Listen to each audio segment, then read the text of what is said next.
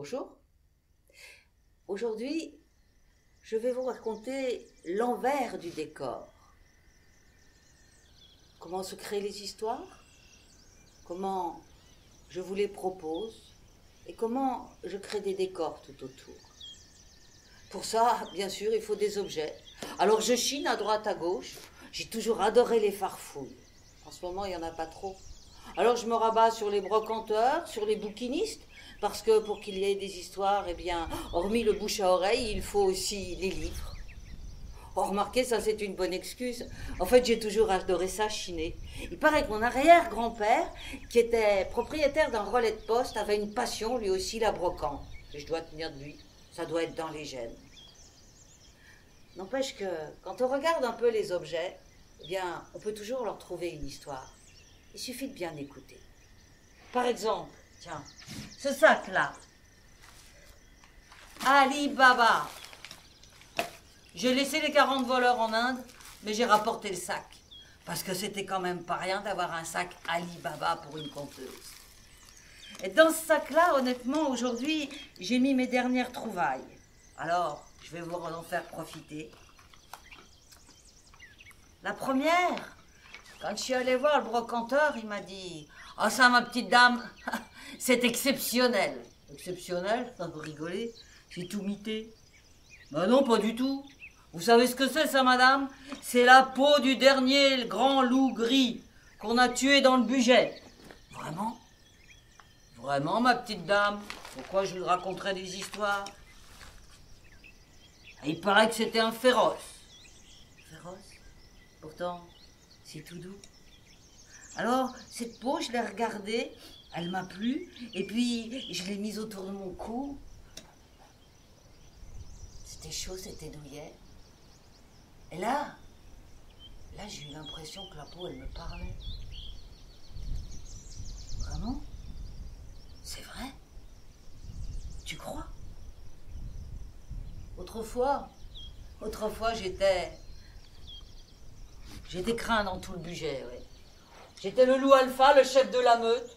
Remarque, j'aimais mieux être tout seul, parce que chasser pour soi, c'est encore mieux. Tout le monde me craignait. Et puis un jour où le gibier se faisait rare, j'ai dû me rapprocher des humains. Et là, dans une clairière, alors que j'étais à l'affût, j'ai vu une chose étrange.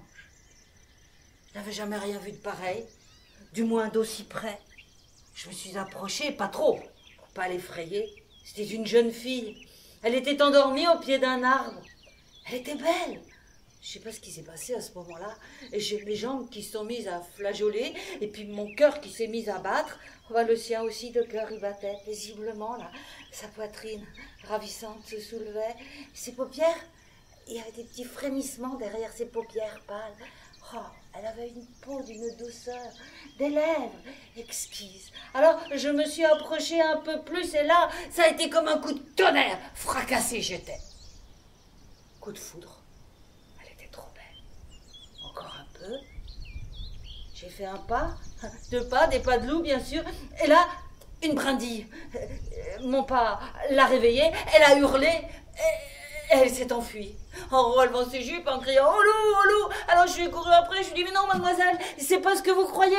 Attendez, je suis pas celui qu'on croit, je vais vous expliquer. » Elle était partie. Direction du village, direction du château. Et moi, je me retrouvais là, tout seul, avec mon corps de loup, gros comme ça, parce que j'étais tombé amoureux, red dingue de cette jeune fille. Sûrement une princesse, vu les vêtements qu'elle portait. Alors je me suis dit que il fallait que je la revoie. C'était pas possible, et je pouvais pas vivre sans elle, il fallait que je lui explique. Pourquoi elle avait eu peur comme ça, d'abord? Je me suis penchée au-dessus du cours d'eau, là, puis j'ai vu ma gueule. Ah bah, il y avait de quoi avoir peur, c'est vrai. Il y avait encore des lambeaux de chair qui pendaient à droite et à gauche, des restes de sang qui étaient coagulés.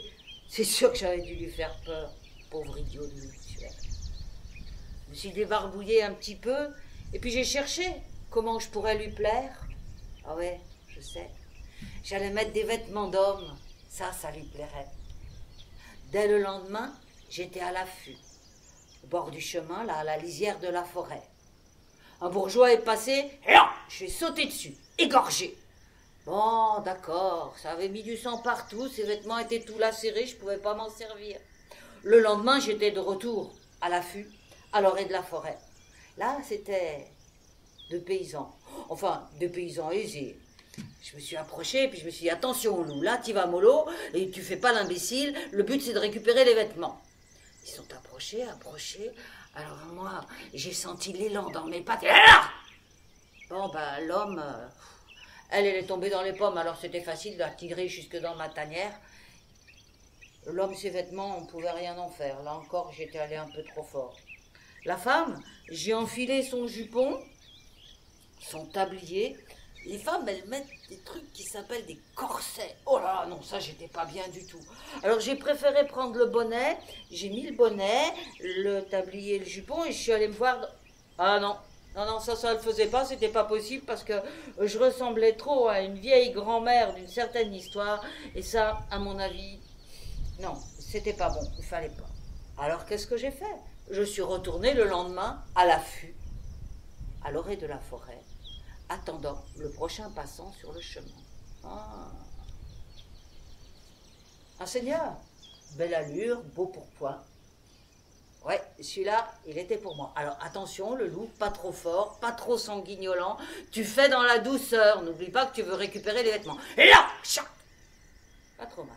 Bon, il y avait quelques écorchures. Mais là, dans ma tanière, pour l'amour de ma belle, je me suis fait raccommodeur. Je me suis fait tailleur. Et puis, quand j'ai eu tout bien raccommodé, j'ai enfilé le vêtement. Bon, il y avait quand même encore un peu des taches de sang. Alors je me suis dit, tu vas t'en aller à la rivière, tu vas te laver. C'est ce que j'ai fait. J'ai plongé dans l'eau et je me suis bien nettoyée avec mon vêtement sur moi. Il me collait à la peau. Quand je suis ressortie, tout mouillé, je suis allée m'étendre sur l'herbe au soleil. Le vêtement a séché. Oh, il m'allait comme un gant. Je me suis regardée. Ah ouais, j'avais déjà nettement meilleure allure, franchement. Qu'est-ce que je pourrais rajouter à ça? Ah oui, je sais. Essayer de marcher comme un homme, sur deux pattes au lieu de quatre. Ah, c'est pas évident. Ah, c'était drôlement difficile. Je me suis entraînée pendant des jours, pendant qu'alentour les oiseaux, les écureuils et les lapins se moquaient de moi. Et moi, j'en avais rien à faire. Ce que je voulais, c'était au revoir, ma belle. J'y suis arrivée. Vous pouvez bien rigoler. J'y suis arrivée. Voilà, je marche comme un humain. Quelques jours plus tard, j'ai décidé d'aller à sa rencontre, d'aller jusqu'au village et peut-être même jusqu'au château. Alors, tout beau, je suis partie sur mes deux pattes. Et puis, en chemin, j'ai entendu dans le lointain le son du corps de chasse, les aboiements des chiens. Et j'ai entendu les piqueurs qui criaient « Holo, holo, holo, holo !» Oh, c'était peut-être pas le bon jour pour aller rendre visite à sa belle. Mais bon, j'avais tellement envie de la revoir que j'ai continué un peu. Les aboiements se sont rapprochés, et là, au moment où je décidais de tourner Kazakh, les chiens étaient sur moi. J'ai couru, j'ai détalé, mais aller courir avec une pareille livrée, c'était pas possible. J'étais tout engoncé, je me prenais dans les ronces, ça me ralentissait. Ce maudit pantalon qui m'empêchait d'avancer. Avant que j'aie pu faire quelques mètres, les chiens étaient sur moi. Et bientôt, le Seigneur arriva. Et c'est lui qui eut le privilège de me tuer. Le même soir, dans le château, dans la cour du château, on a étalé tout le gibier. Et le Seigneur a dit à sa fille, une jolie blonde, avec une peau si douce, « Viens, ma belle, choisis ce que tu veux. Ce sera mon trophée pour toi. » Alors, la jeune fille s'est penchée, elle a caressé du bout des doigts la peau du grand loup gris. Elle a dit, « C'est celui-là que je veux. » On a tanné la peau, on l'a préparée. À l'époque, la mode était au col de fourrure. Et c'est ainsi que quand il faisait bien froid, La belle s'en allait se promener avec, autour du cou, son loup adoré. Il nichait sa tête dans le creux de son cou.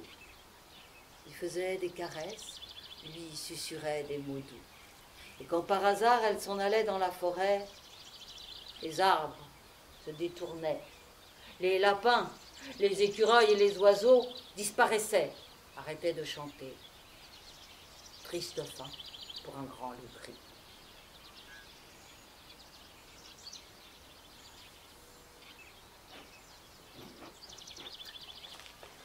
Dans ce sac, j'ai encore bien d'autres choses.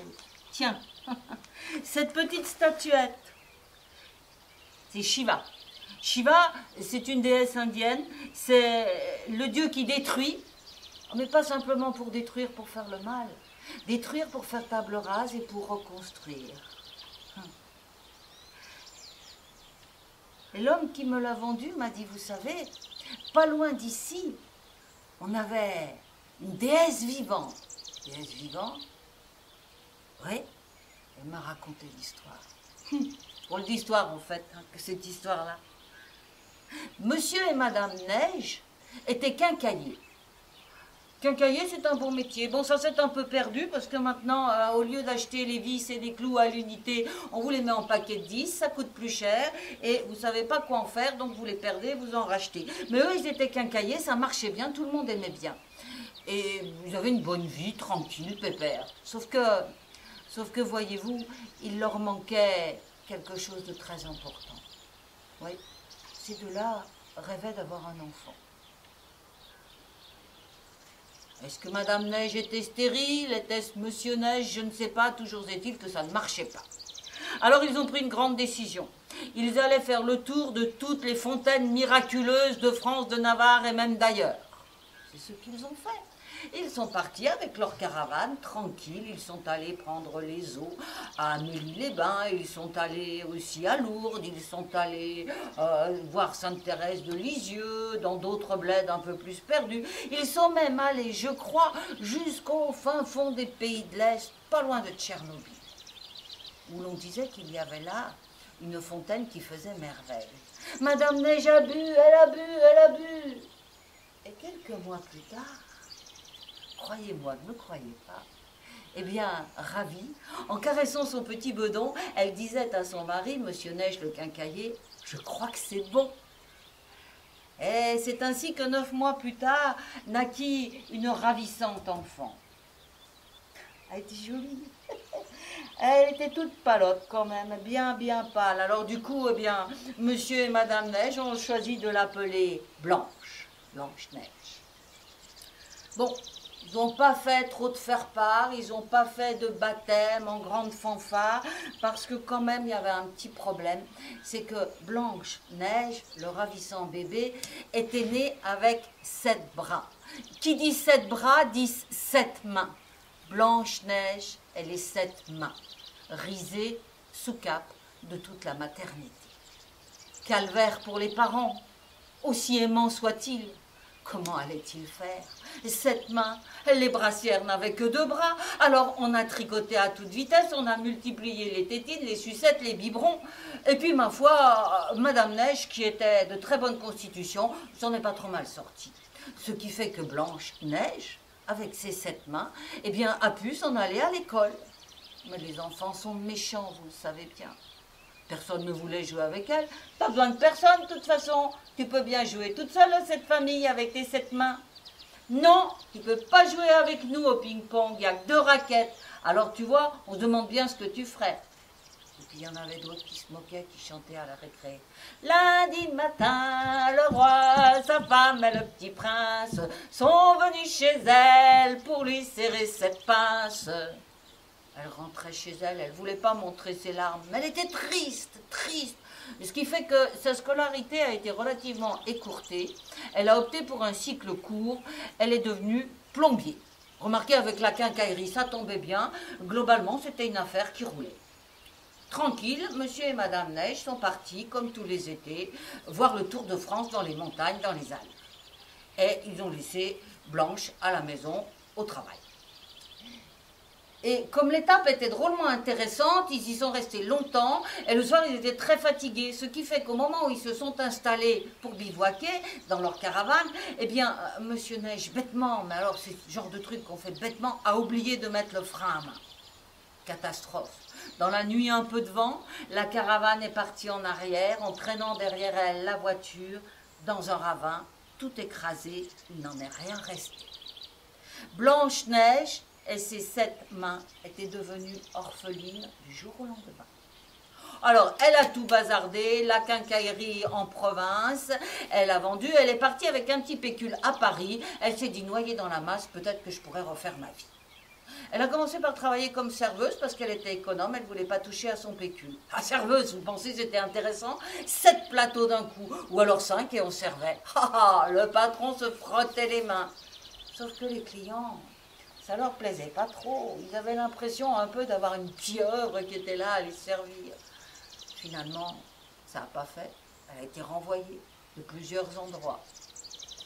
Et la pauvre, elle a essayé de faire tout ce qu'elle pouvait, mais rien n'y faisait. Si c'est pas triste quand même. Elle a échoué. Elle a échoué à faire la manche dans une bouche de métro. Vous voyez les gens qui tendent la main comme ça. Une main, ça va bien.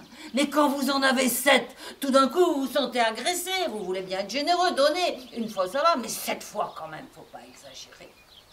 Le pécule avait fondu, son cœur aussi, parce qu'elle avait été de déception en déception. Peu d'élus, et quand par hasard il y en avait un, elle soupçonnait toujours un coup fourré. Comme cette fois où un grand gaillard l'avait regardé avec des yeux en amour, et il avait une belle moustache, cet homme-là. Et il lui avait proposé de l'épouser.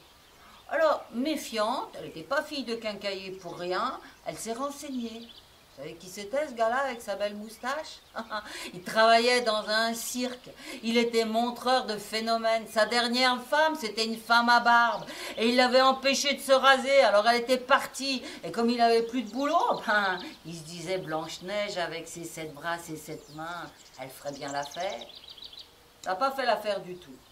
Elle l'a conduit très nettement. N'empêche que sa vie était plutôt misérable. Jusqu'au jour où, dans cette bouche de métro, est passée une femme en sari. Vous savez, les Indiennes portent ces voiles, ces vêtements ravissants. Elle s'est arrêtée devant Blanche, qui était là en train de tendre ses 7 mains. Elle l'a regardée, elle l'avait jamais vue auparavant, émerveillée. Elle est tombée à genoux devant elle, elle s'est mise à prier. Blanche était un peu gênée, elle ne savait pas trop quoi faire. La femme s'est approchée, elle lui a demandé ce qu'elle faisait là. Alors rapidement, Blanche a expliqué sa triste vie. Et la femme lui a dit, viens, je t'emmène avec moi, je suis couturière, j'ai un atelier, tu travailleras pour moi. 7 mains, c'est pas négligeable. Ben, que je te couds, que je te reprise, que je mets des boutons, que j'ajuste un patron. Oui, quand même. Mais la femme était généreuse, elle s'occupait bien de Blanche, elle l'avait hébergée. Et Blanche, finalement, était assez sereine dans cet atelier où elle travaillait tranquillement au milieu des autres ouvrières. Et puis un jour, la porte s'est ouverte et Shankar est entré. Shankar, lui aussi moustachu. Bel homme. Shankar était fakir. Alors vous comprenez bien, à force d'être allongé sur les clous toute la journée, ben, ses vêtements étaient troués, il avait besoin de gens pour les repriser ou de lui faire de nouveaux vêtements. Donc il venait très souvent chez la couturière et Shankar se prit d'amitié pour Blanche. L'amitié se transforma en amour et c'est ainsi que tous deux s'en allèrent vivre en Inde. Bon, il vivait relativement paisiblement, elle faisait de petits travaux et lui faisait son métier de fakir allongé sur ses clous. Jusqu'au jour où, un soir, alors qu'ils regardaient la télé, ils ont vu Amma. Vous savez, cette indienne généreuse qui embrasse les gens. Et il y a des files ininterrompues de gens qui viennent pour se faire embrasser. Un bon hug, c'est ce dont on a besoin, surtout en ce moment. Et là, Shankar lui a dit, Ma belle, notre fortune est faite. Dès le lendemain, il l'installait dans une petite niche, il mettait des fleurs autour, des petites loupiottes qui clignotaient, devant quelques petits lumignons allumés avec de la cire au beurre de brebis, et puis elle était là, et elle attendait ceux qui voudraient bien venir se faire embrasser. C'est pas vrai. Tant que ça, à penser, c'était pratique, beaucoup plus que pratique que Hamar, parce qu'il n'y avait pas de file d'attente. Avec ses 7 bras, elle pouvait en embrasser 3 d'un coup et serrer la main au 4e. Ça, c'était une affaire qui tournait. Et c'est comme ça que Shankar et Blanche-Neige aux 7 mains, on peut vivre tranquille, heureux, au fin fond de l'Inde, adulés, aimés des dieux et des humains. On dit même qu'ils eurent un garçon. Bon, il avait 7 pieds, mais ça, c'est une autre histoire, que je vous raconterai peut-être un autre jour. Qu'ai-je donc encore dans ce sac? Ah oui, oui, bien sûr. Ah, je ne vais pas vous montrer tout de suite. Hein. C'est simplement que, finalement, de fil en aiguille, vous vous souvenez, Blanche-Neige, la sorcière lui apportait une pomme. Eh bien, je vais me servir de cette pomme pour vous raconter l'histoire suivante. Elle se passe dans un pays où il fait triste, sombre et froid. Parce que c'est un pays marécageux et que ces marécages, on n'a jamais réussi à les assainir. Donc les gens tombent malades, en hiver il fait froid, humide, on a des rhumatismes, ça va pas bien, on est malade. En été il fait chaud, humide, il y a des nuées de moustiques, on attrape des maladies, on se gratte, des herpès, des impétigos, c'est une catastrophe. Et là, dans ce pays vit une princesse. Et la princesse n'a pas résisté à ce climat terrible. Elle est malade, très malade. Tellement malade que son père, le roi, a fait venir à son chevet les plus grands savants, les plus grands sorciers, les magiciens, tout ce qu'on pouvait imaginer. Mais personne n'est arrivé à la soigner. Et petit à petit, la princesse, dans son lit, s'éteint. Alors le roi, furieux, fait venir son premier ministre. Je te préviens, si tu ne trouves pas le moyen de soigner ma fille, je te ferai décapiter. Tu m'entends bien? Seigneur, nous avons fait tout ce qui était en notre possible. Je ne veux pas le savoir. Je veux que tu me trouves une solution. Alors le Premier ministre est rentré dans ses appartements et il a compulsé tout ce qu'il pouvait de livres savants. Et il est revenu le lendemain voir le roi et lui a dit « Je crois que j'ai une solution. » Ah oui? Il paraît qu'il y a quelque part dans un coin d'un pays qui s'appelle la France, un verger qui contient des pommiers dont la race est pomme en chou. Pomme en chou? Qu'est-ce que ça veut dire ça? Bien, ce sont des pommes énormes, grosses comme des choux. Et ces pommes-là, Seigneur, voyez-vous, eh bien, elles soignent les maladies. Mais il en faut 3. La première guérit, la deuxième vous redonne la santé. Eh bien, allez, qu'on aille les chercher. Laissez-moi parler, Seigneur, l'heure est importante. Je disais, la première guérit, la deuxième redonne une belle santé, et la troisième, il faut que vous m'écoutiez, il faut que vous le sachiez. La troisième, eh bien, quand on a la santé, on ne pense qu'à l'amour, eh bien, la troisième donne des envies d'aimer. Que m'importe! Oui, mais voyez-vous, si l'on veut soigner la princesse, eh bien, ça implique que qui lui donnera la pomme sera aimé en retour. Je ne veux pas savoir toutes ces histoires, je m'en fiche, on verra bien quand la princesse soit soignée. Faites éditer de grandes affiches partout, qu'on en placarde partout, que je promets une forte récompense. Bon, tiens, allez, allons-y, que je promets même la main de ma fille à qui rapportera ces 3 pommes. Et c'est ce qu'on a fait. Partout dans le pays, on a placardé de grandes affiches. Et les gens sont venus les lire. Au fin fond de la province de ce pays-là, il y avait une famille, une pauvre femme, qui vivait avec 3 fils. Bah, elle n'avait pas de chance. Les 2 aînés, c'était des feignants finis. Ils vivaient sur les allocations de chômage, travaillaient pas. Ils avaient un poil comme ça dans chaque main. Le 3e, il était bien gentil, mais il était de constitution fragile, un peu mal formé, et puis avec un nez en patate qui faisait qu'on n'avait pas tellement envie de l'employer, tellement il n'était pas beau à regarder.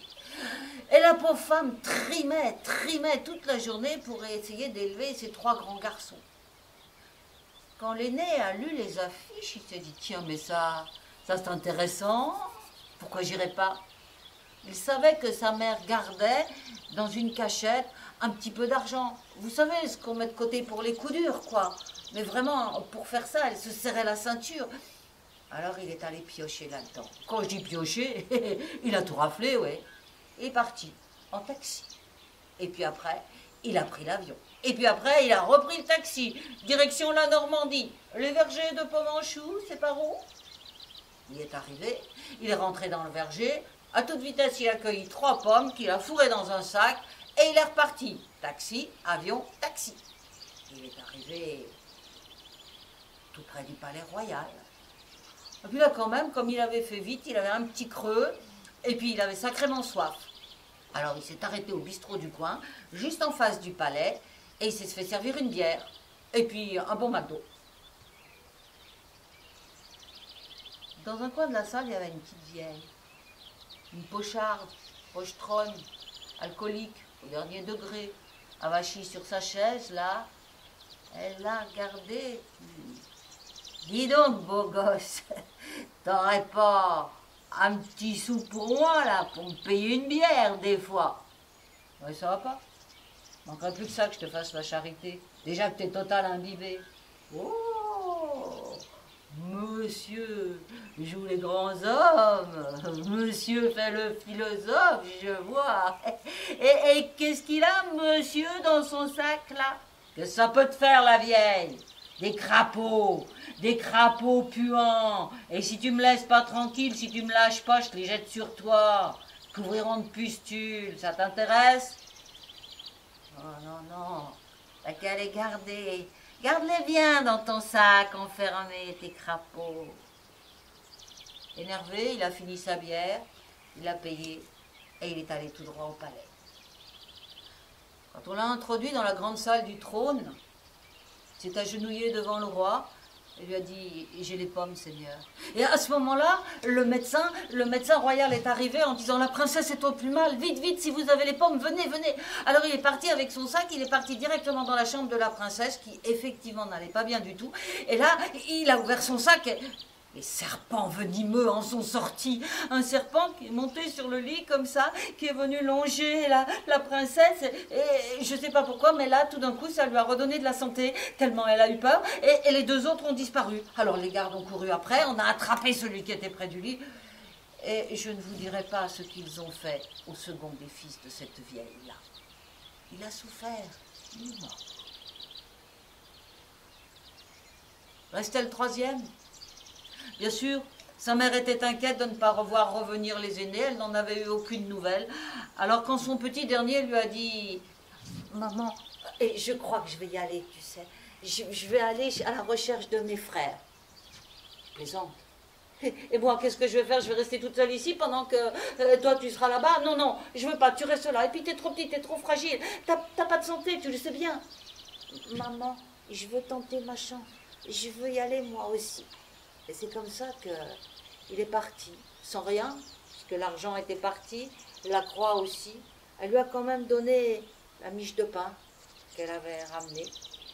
Tiens, et puis un petit bout de fromage. Il est parti comme ça, il a mis ça dans sa musette et il a marché, il a fait un peu de stop. Et puis quand il rencontrait des gens, ben, il partageait son pain, son fromage avec eux, histoire de sympathiser un petit peu. Et puis quand il est arrivé à la ville, bon, les billets d'avion c'était trop cher, alors il est allé voir pour le bateau. Le bateau, c'était cher aussi, alors il s'est mis à travailler sur les docks. Et là, c'était difficile pour lui parce qu'il était fragile et portait des lourdes charges. C'était pénible. Mais il a réussi à réunir la somme d'argent et il a pris le bateau. Forcément, ça a pris longtemps. Et puis quand il est arrivé en France, eh ben, il a refait du stop, direction la Normandie, les vergers de Pomenchou. Et là, il s'est mis sous le pommier puis il a bien regardé. Fallait qu'il choisisse les plus belles. Surtout qu'elles ne soient pas piquées, pas talées, rien. Ouais, celle-là, là. Pas trop mûre quand même, parce qu'avec le voyage retour, fallait pas qu'elle soit blette quand il arrive. Ouais, celle-là. Il l'a enveloppée dans du papier, il avait tout prévu. Il l'a posée délicatement au fond du sac. Allez, une autre. Ouais, celle-là. troisième. Ouais, celle-là. Voilà. Pareil. Il a refermé délicatement le sac et puis il l'a mis sur son épaule et il a refait du stop. Je vous passe le voyage retour. Lui aussi est revenu dans son pays. C'était long, c'était fatigant. Quand il est arrivé devant le château, il était épuisé. Il avait soif, il avait faim, mais il n'avait pas d'argent. Alors il est rentré dans le bistrot et il a demandé s'il pouvait avoir juste un verre d'eau. Ça, on ne refuse pas à quelqu'un qui a soif. Alors le bistrotier, il lui a mis un verre d'eau là sur le comptoir. Il y avait la vieille qui était là, encore plus imbibée que d'habitude. Eh ben, dis donc, mon petit gars, ça n'a pas l'air d'aller, hein. T'as l'air drôlement fatigué, toi. Ah ben ça, madame, j'ai fait du chemin, je reviens de France, là. Ah ouais? Et dis donc, mon petit gars, t'aurais pas un petit sou pour moi, histoire de me payer un petit canon, quoi? Oh ben, ma pauvre dame, vous voyez bien, j'ai rien. Et si vous voulez, je peux vous donner ce verre d'eau, je ne l'ai pas bu encore, on vient de me le donner. Vous le voulez? Oh non, ça ira. Mais je sais pas, j'ai ma montre là. Oh, elle n'a pas une grande valeur, mais si vous voulez, je vous la donne. Ça vous fera un peu d'argent. Bah dis donc, t'es bien gentil, toi. T'es un brave gars. Et qu'est-ce que t'as là dans ton sac? Ça, madame, ça c'est peut-être notre avenir assuré pour ma mère et pour moi. Pour mes frères aussi, si jamais ils reviennent un jour. Vous les connaissez? Là-dedans, vous voyez, madame, il y a des pommes. Des pommes de Pomonchou pour sauver la princesse. Parce que le roi a dit que si on rapportait les pommes de Pomonchou et qu'on sauve la princesse, eh bien, il nous donnerait une récompense. Ouais, méfie-toi. Il a dit que peut-être aussi, il donnerait sa fille en mariage. Ouais, alors là, méfie-toi bien de ce gaillard-là, parce qu'il a plus d'un tour dans son sac, si je peux dire. Mais tu me plais bien, mon petit gars.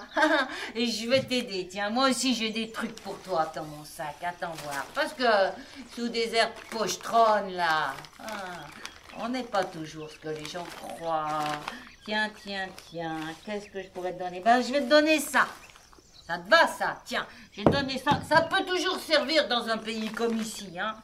Et puis, je vais te donner ça. Oh, c'est pas grand-chose, hein. C'est des croûtes de Babybel. C'est de la cire. Ça sert toujours, la cire, on sait jamais. Et puis, je vais te donner un autre truc. Un truc, hein, ça. C'est magique. Donc, je le retrouve.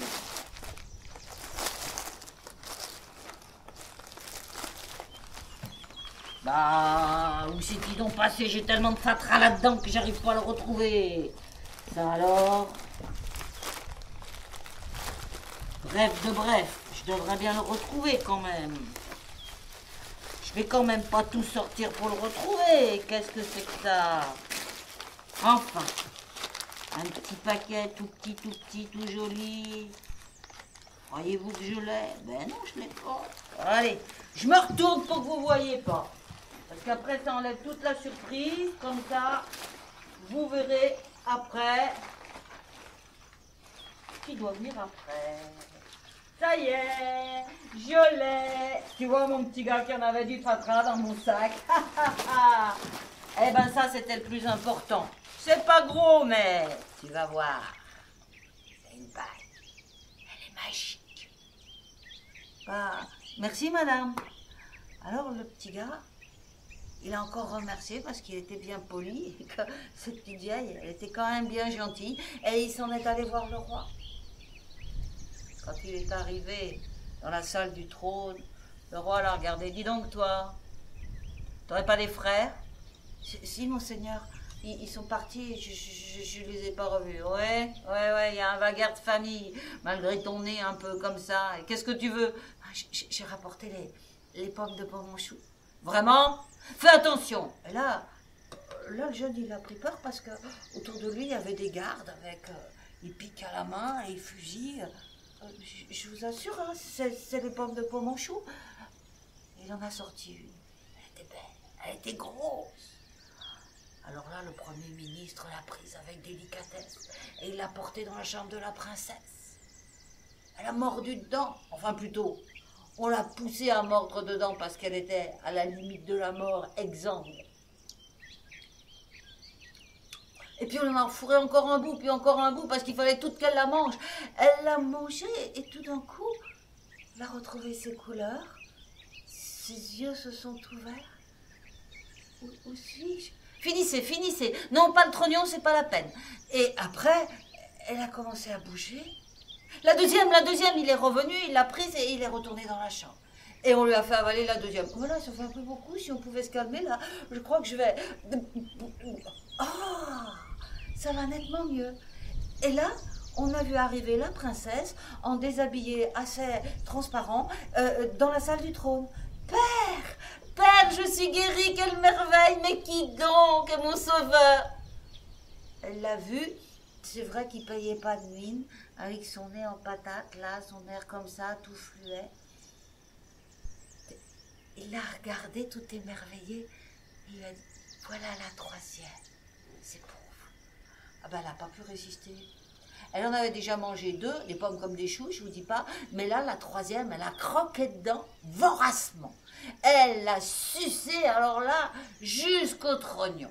Elle s'est mise à regarder le jeune homme avec un regard, à prendre des pauses et tout, qui en était gêné, le pauvre petit, il n'a jamais vu ça de sa vie, lui. Alors il dit, bon, Père, vous aviez promis que celui qui rapporterait les pommes, qui me sauverait, m'épouserait. C'est celui-là, je le veux, c'est le mien, je le veux. Oui, bon, on va se calmer un petit peu, là, parce que pour l'instant, c'est pas le sujet. Père, si vous ne me donnez pas tout de suite ce jeune homme pour mari, je retombe malade. Ah, non, ça va. On va quand même voir ce qu'il sait faire. Bon alors, tu sais faire quoi, toi? Bon, des tas de choses, vous savez, monseigneur. Quelque chose d'un peu exceptionnel? C'était un jour où il faisait très chaud. Vous vous souvenez, je vous ai dit que c'était un pays où il faisait chaud et humide. Donc la salle était envahie d'une nuée de moustiques. De son sac, il a sorti la bombe de la vieille. Et là, tranquille, pshhh, on n'avait jamais vu ça dans le pays. Plom, les moustiques y tombaient tous comme des mouches. C'était vexant pour les moustiques, mais comme des mouches. Pas mal, a dit le roi, pas mal. Qu'est-ce que tu sais faire d'autre? Dans la grande cheminée de la salle du trône, il y avait un feu. Mais alors un feu qui feufotait, quoi, 3 fois rien, des petites braisouilles de rien du tout. Alors, il a pris sa boîte de camembert et puis il a pris ses petits bouts d'épluchure là de Babybel, sa cire, il en a fait des petits bourrons comme ça et puis il les a jetés. Ça fait des étincelles, ça a fait crépiter le bois, crépiter le feu et la flamme est repartie. Pas mal. Pas mal. Et tu peux faire quoi encore?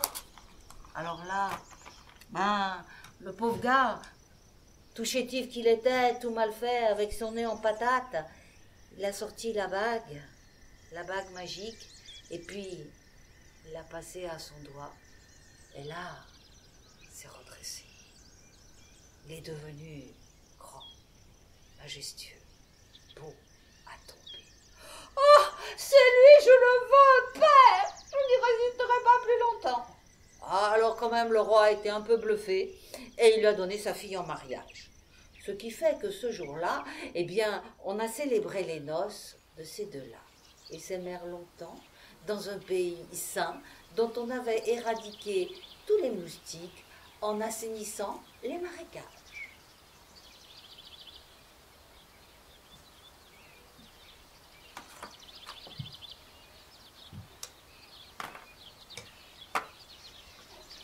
Quand même, quand je chine, je trouve des trucs parfois hallucinants. J'ai trouvé une tête de Vénus, une mâchoire de lion, des statuettes vaudou, des choses comme ça. Mais là, quand j'ai vu ce trophée, ah là là, dans le magasin, j'ai pas pu résister. J'allais m'en emparer, regardez, ah, attention, touchez pas. Comment ça, pas toucher? Bon, ça, c'est pas... Touchez pas, je vous dis, c'est dangereux. Ah bon? Si vous voulez toucher, vous mettez des gants. Bon, d'accord. Alors j'ai mis des gants. Et puis, lui, il en avait aussi. Il m'a dit, je vais vous montrer pourquoi c'est dangereux. C'est pas tellement la tête qui est importante, c'est les bois. Parce que voyez-vous, ces bois-là, Ouais, ça a été un sacré boulot pour le taxidermiste pour arriver à faire ça. Mais ces bois-là, voyez-vous, monsieur, ils ont une histoire. Ces bois sont les bois du cerf beau. Beau? Ouais. Et il y a longtemps, très longtemps, le grand cerf dans la forêt et son épouse, Douce Biche, eurent un enfant. Il était charmant, adorable, si bien qu'on fit une grande fête et qu'on invita tout le monde alentour. Alors on dansait, on festoyait, on buvait, on riait, on faisait de la musique, c'était un bon moment, quoi, tout le monde était heureux. Ce petit fan était tellement beau, on lui avait apporté plein de présents. La fête battait son plein, quand tout à coup on a entendu « J'plarf, j'plarf, j'plarf, j'plarf, j'plarf ». Et là, devant la foule assemblée, est arrivé le crapaud de l'étang noir. Douce Biche a dit « Mon Dieu, j'ai oublié de l'inviter ». Ouais, c'est ça. Moi, on m'invite pas, on m'invite jamais. Eh bien, puisque c'est comme ça, moi, je vais t'en faire un cadeau, tu vas voir. Beau. Tes bois porteront la mort. Oh non!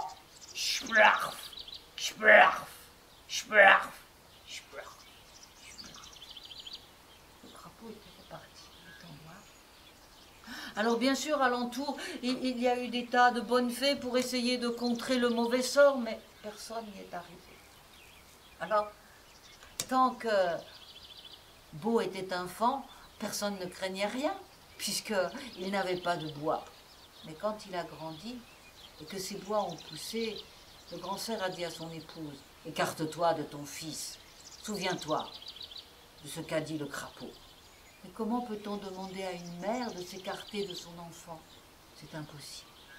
Alors, un jour que Beau avait un chagrin de jeune amoureux peut-être, je ne sais, elle s'est approchée de lui, approchée à le frôler, et là, les bois de Beau ont touché le pelage de sa mère. Elle s'est effondrée. Bon. Le grand cerf est rentré dans une colère. Elle était tout ce que j'aimais le plus au monde. Tu l'as tué, va-t'en, je te bannis. Où puis-je aller? Que peux-je devenir? Je ne veux plus te voir. Je te déteste. Va-t'en. Alors, le jeune cerf est parti tête basse. Il a quitté la forêt de son père. Il a marché longtemps. Il est arrivé dans une autre forêt où il a traîné sa tristesse. Et puis, un jour, dans un fourré, il a vu une biche. Elle était belle. S'est approchée à distance raisonnable. Elle s'est approchée, gaillardement, c'était une coquine. Elle avait l'œil enjôleur. Elle a dit « Bonjour, ça va, tu viens d'où ?»« Je viens d'ailleurs. Mais ne t'approche pas trop. Pourquoi? Tu ne me trouves pas à ton goût? Allez, viens, on va s'amuser tous les deux. » Elle s'est approchée tellement près que Beau a eu beau se reculer, essayer de l'éviter. Le bout de son oreille a effleuré le cerf de Beau. Elle est tombée, raide morte. J'ai tué ma mère, et voilà que maintenant, je tue un possible amour. Je porte la mort. C'est vraiment le sort que m'a jeté le vieux crapaud. C'est horrible. Je n'ai plus qu'à mourir moi aussi. Il a continué son chemin avec l'idée d'aller mourir au fond de la montagne. Et pour cela, il lui fallait traverser une forêt. Et dans cette forêt, en face de lui, il a vu le loup. Le loup qui se dressait. « Tu n'es pas chez toi ici, va-t'en. C'est moi qui règne sur cette forêt. » Ne m'approche pas. Je t'en supplie, ne m'approche pas, sinon tu vas mourir. La belle histoire, tu crois m'impressionner? Le loup avait une babine relevée, et on voyait ses dents acérées comme ça. Et il grondait. Ne m'approche pas, je te dis. Il y va de ta vie. Le loup a sauté. Le cerf s'est mis en position de défense et le loup est venu s'empaler sur ses bras. Il est tombé raide mort. Ainsi, maintenant, on saura partout que je suis Beau, dont les cerfs donnent la mort. Il a quitté la forêt en entendant le grondement de la meute de loups derrière lui. trop apeuré pour s'approcher. Il a marché encore longtemps. Il a marché jusqu'à la montagne. Et là, alors qu'il en pensait en avoir fini avec la vie, devant lui s'est dressé un énorme grizzly. « Ceci est mon royaume. Tu n'as rien à faire ici. Va-t'en. » « Ne m'approche pas. Ne m'approche pas, te dis-je, je porte la mort sur mes bois. Va-t'en, te dis-je. » Ils étaient chacun d'un côté d'un petit ruisseau.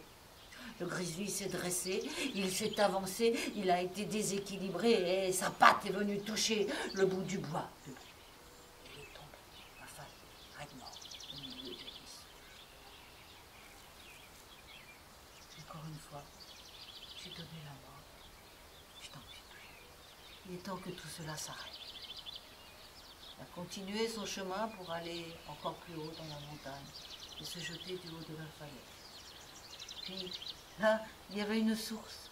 Alors, pour se souvenir du bon goût de l'eau claire, pour avoir un moment de bonheur avant que tout s'arrête, il a bu à la source.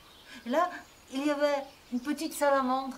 Vous savez, ces espèces de petits lézards jaunes et noirs qui, dit-on, portent bonheur, sont magiques. Elle a regardé, elle lui dit, mais pourquoi tu es si triste? Qu'est-ce qui t'arrive? Tel que tu me vois, je vais mourir. Le bois porte la mort et je ne le peux supporter. J'ai tué ma mère, j'ai tué mon aimé, j'ai tué le plus féroce des loups, et j'ai tué le grand grizzly. Alors maintenant, je vais mourir. Il ne faut pas parler comme ça, la vie c'est important, tu ne peux pas faire ça. De l'autre côté de la montagne, il y a un homme qui vit dans une cabane. On dit qu'il soigne avec les plantes, tu devrais aller le voir. Peut-être pourra-t-il faire quelque chose pour toi. Pourquoi bon? Personne ne peut rien pour moi. C'est un sort que le crapaud m'a jeté le jour de ma naissance. Je vais mourir. Non, tu n'as pas le droit. Va voir l'homme dans sa cabane. Alors, Beau, pour faire plaisir à la petite salamandre, a contourné la montagne. Et bientôt, effectivement, il est arrivé dans une forêt, et là, il y avait une cabane. Il a frappé à la porte s'est ouverte. L'homme était étonné. Tiens, un c'est. Oui, je m'appelle Beau. Ne t'approche pas. Je porte la mort sur mes voies. Ah ça? Vraiment? Oui, je le sais. Je l'ai vu, j'ai tué ma mère, j'ai tué mon aimé, j'ai tué le grand loup, j'ai tué le grizzly. Ne m'approche pas, je t'en supplie. Alors l'homme, pas fou, il est allé mettre des gants, puis il s'est approché. Il a regardé, écoute, franchement, tes cernes m'ont l'air... Écoute, est-ce que tu veux m'emmener là où tu as laissé le grizzly? Pourquoi pas? Alors l'homme a pris sa besace, et ensemble ils sont partis. Ils sont arrivés auprès du cadavre du grizzly. L'homme s'est penché, il a regardé, mais il n'est pas mort, il respire encore. Vraiment? Oui, il a mis une petite glace là, et on voyait, il avait de la buée, il respirait. Tu vois, pendant qu'il dort, je vais en profiter pour lui nettoyer. Là, il a une mauvaise plaie sous ses griffes, je vais lui nettoyer. Et c'est ce qu'il a fait pendant que l'ours dormait, chose qu'il n'aurait jamais pu faire si le grizzly avait été éveillé. Et puis après, il a sorti de sa besace un petit flacon. Il l'a mis sous le nez du grizzly, qui s'est réveillé parce que ça sentait drôlement fort. Doudou l'ami, je viens de soigner tes griffes. Ah, c'est vrai, j'avais tellement mal. Oh là, regardez ça. Mais s'il n'est pas mort alors, le loup n'est pas mort. Viens, viens, on va voir le loup. Et ils ont couru jusqu'à la forêt où le loup était étendu, là, entouré de toute sa meute. Lui aussi respire. En revanche, il a de sacrés chicots. Et puis regarde là, sa gencive est toute abîmée. Je crois que je vais le soigner. Il lui a fait un emplâtre, il l'a soigné. Et puis, petit coup de sniffette sous le nez.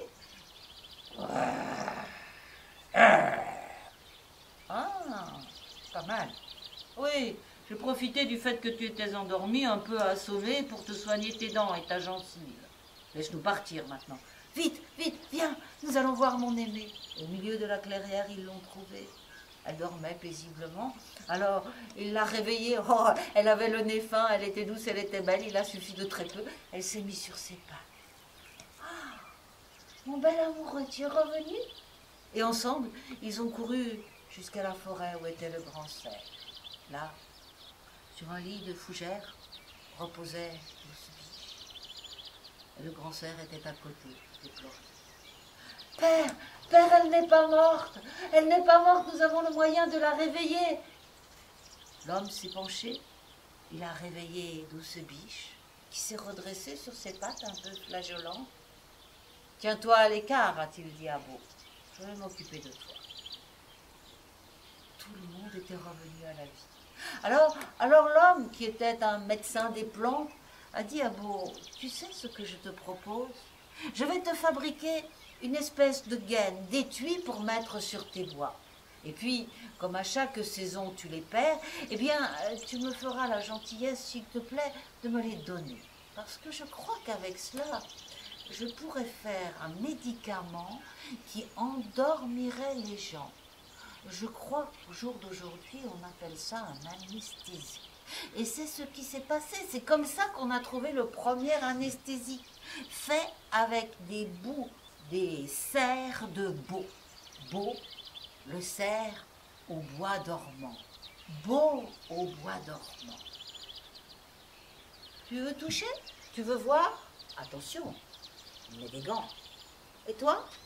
Ah, t'as peur. C'est normal.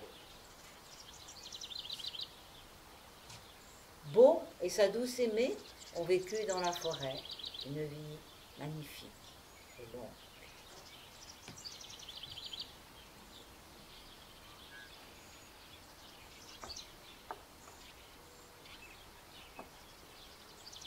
Je préfère les laisser parce que j'ai toujours du problème pour les remettre. Voilà comment, avec quelques objets, on arrive à faire des histoires. Je vous invite à revenir plus tard pour une autre série d'histoires. Merci, à bientôt.